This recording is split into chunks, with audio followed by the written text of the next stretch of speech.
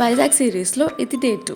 మంచి స్లీప్ వేసాక బయటికి వచ్చాను. మార్నింగ్ ఫ్రెష్ ఎయిర్, నేచర్ని, మన ప్లాన్స్ని చూస్తూ డే స్టార్ట్ చేసా. ఫస్ట్ కాఫీతో అమ్మకి చేసి చెప్పి సిప్ చేసా. ఆ మార్నింగ్ కాఫీ వైబే వేరు కదా.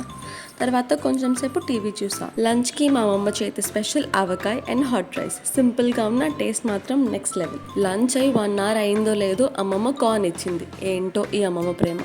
వైజాగ్కి వచ్చాక సింహాచలం వెళ్ళకుండా ఉంటామా?